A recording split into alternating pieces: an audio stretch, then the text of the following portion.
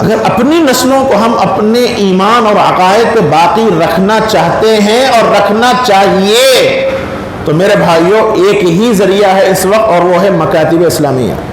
ہمارے بزرگان دین اور ہمارے اسلاف، ہمارے بزرگان اور علماء کرام اسی بات پہ توجہ دے رہے ہیں، اور بلکہ سارے ہمارے اکابر، یہ عاجز تو ان اکابر کی دھول ہے، اس وقت جتنے طلبہ ہمارے پاس پڑھ رہے ہیں سب کو اسی بات کی ٹریننگ دی جا رہی ہے کہ آپ فارغ ہوں گے تو ذہن بنا لو کہ پہلے آپ کو ایک مکتب قائم کرنا ہے۔ میں ایک علاقے کی کارگزاری آپ کو سناتا ہوں، بس اپنی بات ختم کر رہا ہوں۔ ایک علاقے کی کارگزاری میں آپ کو سناؤں۔ ابھی 2-3 دن پہلے، بلکہ 2 دن پہلے وہاں ایک پروگرام میں گیا۔ 3 سال پہلے مجھے وہاں جانے کا اتفاق ہوا۔ حیدرآباد کا ایک علاقہ ہے، بالکل سلم ایریا، پسماندہ ایریا، چھوٹے چھوٹے گلیوں کے اندر گھر ہیں، محنت مزدوری کرنے والے لوگ ہیں۔ وہاں مکتب قائم کرنے کی کوشش کی گئی تو ہمارے حضرت والا دامت برکاتہم کو وہاں زحمت دی گئی۔ اس مسجد میں حضرت کو بلایا گیا، چونکہ حضرت حیدرآباد میں مکاتب جو چل رہے ہیں وفاق المکاتب کے تحت اس کے سرپرست ہیں۔ غالباً یہاں بھی وفاق المکاتب چل رہا ہے، کرنول کے اندر بھی، اس سے پہلے بھی میں آیا تھا تو پروگرام ہوا تھا یہاں، تو حضرت سرپرست ہیں تو بلایا گیا تھا۔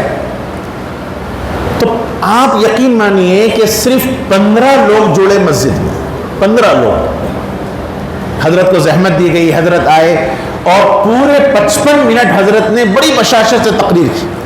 مجمع کی قلت کا حضرت پہ کوئی اثر نہیں ہوا۔ مکتب شروع ہو گیا۔ اس کے بعد 1 سال پورا ہوا، اور شعبان میں جب جلسہ ہوا مکتب کا، 1 ہی سال کے وقفے میں، تو پھر حضرت کو بلایا گیا۔ اس وقت اللہ کے کرم سے ایک بڑی مسجد ہے اس علاقے کی، نیچے سارے مردوں سے، اوپر ساری عورتوں سے مسجد بھر گئی۔ حضرت نے بڑی بشاشت سے بات کی، مکتب چلنے لگا۔ میں اچانک یہ 3 سال پہلے یا 2 سال پہلے کی بات ہے، غالباً دسمبر میں بہنچا ایک مرتبہ اپنے کچھ کام سے اس علاقے میں، تو ان لوگوں نے زبردستی مجھے مکتب وہ لے گئے امتحان لینے کے غرض سے۔ کہا کہ بھائی تھوڑا امتحان لے لیجئے۔ 3 بچوں کا قرآن مکمل ہوا، 3 لڑکیوں کا قرآن مکمل ہوا، اور تینوں 10th میں پڑھنے والے بچے ہیں، 10 کے بچے۔ تو تینوں بچیاں پردے میں تھیں اور تینوں بچے میرے سامنے تھے۔ اور یہ ہمارے شاگرد حضرات جانتے ہیں میں امتحان ذرا ٹف لیتا ہوں۔ میں اللہ کے گھر میں بیٹھ کے آپ سے عرض کر رہا ہوں، اتنا سخت میں نے امتحان لیا، میں یہ فرق نہیں کر پایا کہ وہ 10 اس کا بچہ ہے یا ایک مدرسے کا پڑھنے والا طالب علم۔ تجوید کے اعتبار سے، روانی کے اعتبار سے، قواعد کے پہچان کے اعتبار سے، جہاں سے قاعدہ پوچھو فوری جواب دیا بچے۔ وہی حال بچیوں کا تھا۔ 4 سال کا کورس ہے اس مکتب میں، 4 سال کے کورس میں 10 تک یا 4 سال اگر 1.5 گھنٹہ 1.25 گھنٹہ بچہ ہمیں دے دے تو انشاءاللہ تجوید کے ساتھ قرآن مجید پوری پڑھائی جاتی ہے اس مکتب کے نظام میں۔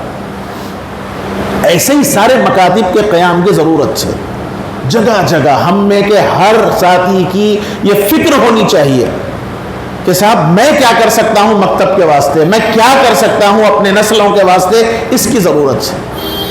اور میرے بھائیوں اگر ہم اس پر توجہ نہیں دیں گے تو کل اللہ کے سامنے منہ دکھانے کے قابل نہیں رہیں گے۔ کل آقا کے سامنے ہم منہ نہیں دکھا سکتے۔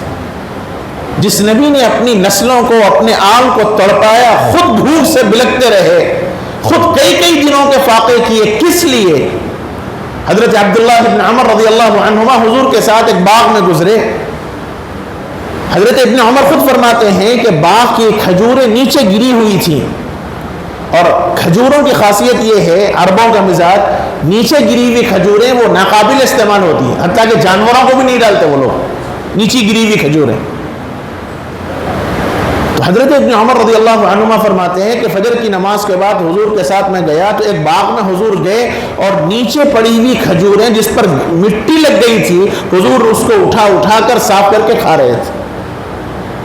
اور کچھ دیر کے بعد جب حضور نے کچھ کھجوریں کھا لی تو میری طرف متوجہ ہوئے، اور جب دیکھا کہ میں نہیں کھا رہا ہوں تو فرمایا ابن عمر تم نہیں کھاتے؟ اب میں یہ کیسے کہتا کہ یا رسول اللہ یہ کھانے کے قابل چیز نہیں؟ ادب تھا. تو یوں عرض کیا کہ یا رسول اللہ مجھے خواہش نہیں ہے، دل نہیں بول رہا کھانا. سلام ہو میرے آقا پر. فرمایا کہ مجھے تو خواہش ہے، اور یوں فرمایا کہ واللہ ھذا یوم صبح رابعۃ ما ذقت شیئا. فرمایا کہ قسم خدا کی آج چوتھی صبح ہے، میں نے کھانے کی کوئی چیز نہیں چکھی. بھوک سے بے چین ہو کر جو کھجور کھانے کے قابل نہیں تھی میرے آقا نے وہ کھجوریں کھائیں. کس واسطے؟ آل کو تڑپایا، فاقے میں مبتلا کیا. کیوں؟ ورنہ اگر نبی چاہتے تو اللہ تعالیٰ نے پیشکش کی کہ مکے کی پہاڑیوں کو سونے کے بنا دیا جاتا، لیکن میرے آقا نے فقر برداشت کیا، اس لیے کہ امت میں بہت سے طبقہ وہ ہوگا جس کے پاس مال نہیں ہوگا، اس کی تسلی کے واسطے آقا نے فقر اختیار فرمایا. اور کل قیامت کے دن اگر اللہ کے نبی ہم سے یہ پوچھ لیں میں نے اس حال میں زندگی گزاری اور تم خوشحال رہتے ہوئے اپنے بچوں کے ایمان کے عقائد کی تم نے فکر نہیں کی، تو میرے بھائیوں ہم آقا کو کیا منہ دکھائیں گے؟ کیا حوض کوثر کے پیالے کے واسطے ہم امید جائیں گے اور کیا سفارش کی اور شفاعت کی امید لے کر جائیں گے؟